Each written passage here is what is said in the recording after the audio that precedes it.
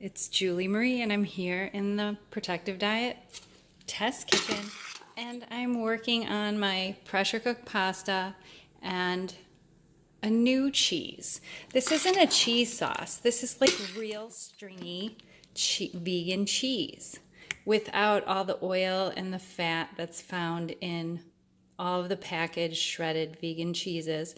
I wanted mac and cheese like Jerry described his mom used to make, with real melted cheese, but without any of the dairy, without any of the fat, without the use of any nuts or oils or food additives.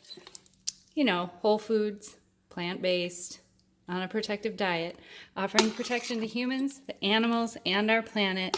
Jerry, it's time to eat. We got to test out this recipe for everyone. All right, thanks, babe. Oh, I'm excited about this. Smells good, tastes good, and it's even got the sound of real mac and cheese when you stir it up in the bowl. And the stretch. I love it. Having fun in the Protective Diet Test Kitchen.